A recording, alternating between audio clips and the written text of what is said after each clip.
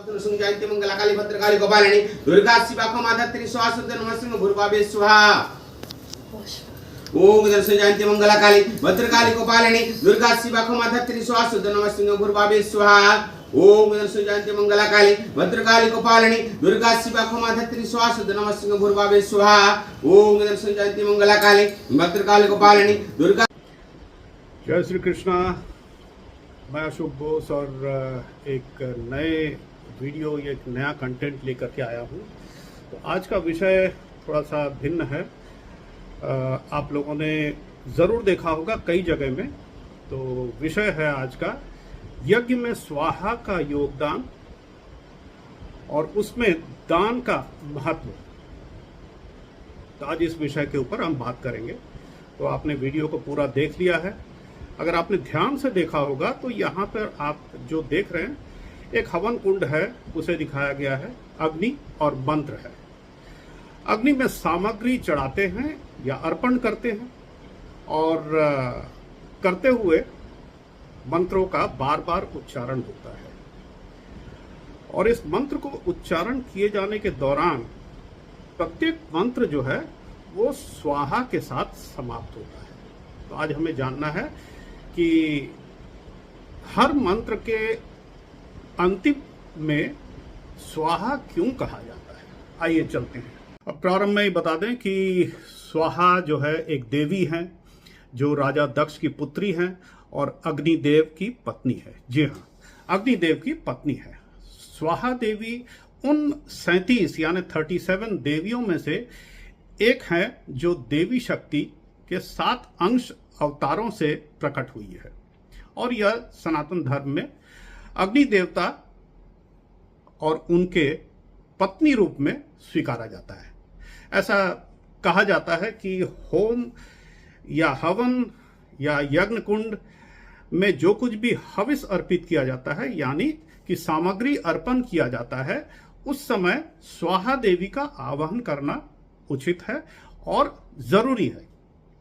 यदि वह शामिल नहीं होगी तो क्या होगा, आइए आगे बढ़ते हैं। तो उससे यह होगा कि स्वाहा देवी का उच्चारण न करते हुए यदि हवन कुंड में बैठा जाए और स्वाहा का उच्चारण न हो तो जिस इष्ट देव का आप जो है आराधना कर रहे हैं हवन के दौरान या यज्ञ के दौरान, वो स्वीकार नहीं होगा। क्यों नहीं होगा?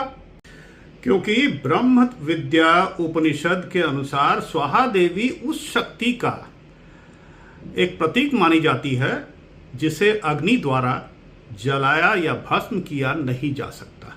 इसी के साथ स्वाहा देवी का उल्लेख जो है वेदों में के साथ साथ ब्रह्म वैवर्त पुराण में किया गया है। इसके अलावा स्वाहा और अग्नि का जो उल्लेख है वो पुराणों के अलावा इनका उल्लेख विशेष रूप से विष्णु पुराण और वायु पुराण में तो बिल्कुल कहा गया है। और ऋग्वेद के श्लोकों में मंत्रों के द्वारा बार बार अग्नि और स्वाहा का उल्लेख बहुत ज्यादा परिमाण में किया गया है। आइए अब बताते हैं कि पुराणों के अनुसार और उपनिषद में भी लिखा है कि स्वाहा देवी और अग्निदेव का ये पति पत्नी का रिश्ता कैसे हुआ। और वो इस प्रकार है कि अग्नि में स्वाहा का वास है।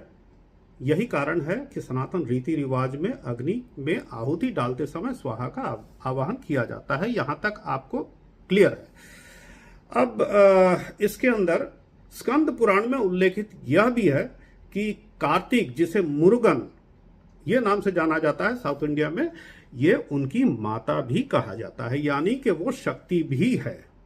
शक्ति यानी शिव जी की पत्नी, यानी कि उनको जो है कार्तिक की माता माना गया है।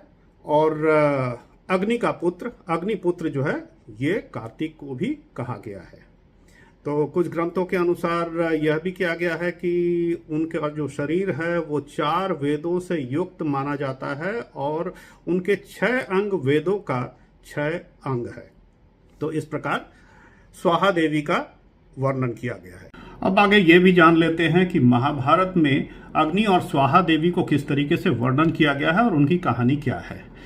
तो वन पर्व में ऋषि मार्कंडेय पांडव को स्वाहा देवी की कहानी सुनाते हैं। तो मार्कंडेय जी सुना रहे हैं। तो वह दक्ष प्रजापति के पत्नी यानी प्रसूति की बेटी है, तो यानी दक्ष की बेटी है। उसे अग्नि से प्रेम हो गया और उसने अग्नि को देखे बिना ही उसका पीछा करने लगी, मोहित हो गई। एक बार सप्तऋषि के यज्ञ के अध्यक्षता में अग्नि ने प्रवेश किया, यानी कि यज्ञ हो रहा तो वहां पे अग्नि का होना जरूरी है। अग्नि जो है सप्तऋषियों की पत्नी पर मोहित हो गए, जो बहुत आकर्षक थे। ये 7 ऋषि जो है इनकी पत्नियां बहुत आकर्षक थे, तो उनके ऊपर अग्निदेव स्वयं मोहित हो गए। वह उन्हें देखते रह गए, लेकिन जल्द ही अग्नि को इस बात का बोध हुआ।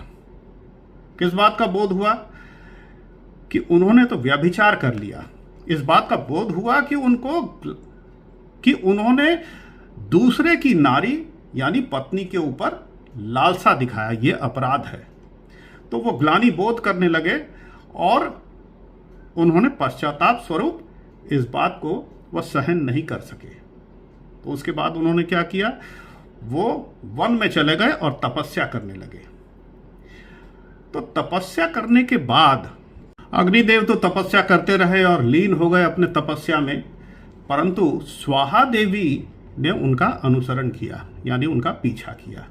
उन्होंने ऋषि वशिष्ठ की पत्नी को छोड़ करके बाकी जितने 6 ऋषि हैं उनके पत्नियों का रूप धारण किया, क्योंकि अग्निदेव किसी समय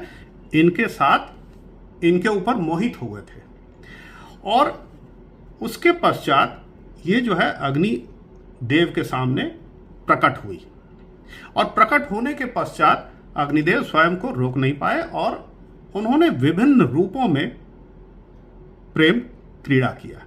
इस प्रकार से यह जो है अब पति पत्नी स्वरूप माने गए हैं। अब जान लेते हैं कि स्वाहा का अर्थ क्या है। तो स्वाहा एक संस्कृत शब्द है जहां पर स्वर्ग और आहा ये दोनों का जो है दोनों शब्दों को मिलाया गया है। तो उसका जो है आगे विस्तार में बात करूंगा। यहां पर बताएं कि स्वाहा यानी स्वह आधा स व 2 डॉट सेमीकोलन, यानी स्वह यानी कि उसका मतलब स्वर्ग बताया गया है, और आहा का मतलब है स्वीकार करना, प्राप्त करना। और यज्ञ के दौरान बार बार स्वाहा का उच्चारण करने का अर्थ यही है कि इसका एक प्रक्रिया है। जो तीनों हमारे जो कॉस्मिक एनर्जी है, यानी पृथ्वी, जल, वायु, अग्नि और अंतरिक्ष जैसे 5 तत्वों का एक संतुलन बनाए रखने के लिए, ताकि ब्रह्मांड के जितने भी ऊर्जा हैं, कॉस्मिक एनर्जी, इसके अंदर बैलेंस हो, संतुलन रहे। यज्ञ के दौरान इस प्रक्रिया को शुद्धि से किया जाने से क्या होता है कि कुछ चीजें सुनिश्चित हो जाती है। क्या क्या चीज? What you ensure, that is सकारात्मकता यानी पॉजिटिविटी। तो इसके अंदर 3 चीजें हैं, आगे बताऊंगा। अग्नि और उनके साथ स्वाहा का उच्चारण करने से क्या होता है? अर्पण, भक्षक और पावनकर्ता, यानी अंग्रेजी में बता दें, आपको शब्दकोश थोड़ा सा ये लगा होगा, मुझे भी लगा था। This is known as oblation, devourer and purifier. तो इसको जो है स्वाहा और अग्नि दोनों का आवाहन करने से, अर्पण करने से, इनका उच्चारण करने से हमें जो है अर्पण मिलता है, भक्षण मिलता है और पावनकर्ता मिलता है। तो आशा करता हूं कि आप लोगों को ये वीडियो जो है संक्षिप्त में मैं जितना बता पाया, इसके अंदर कई पुराणों के छोटे छोटे अंश जो है लेकर के मैंने संग्रह किया। पसंद आया हो तो ज़रूर लाइक और कमेंट कीजिएगा और शेयर ज़रूर कीजिएगा। सब्सक्राइब करेंगे तो बहुत अच्छा लगेगा। जय Shri Krishna. Thank you so much for watching.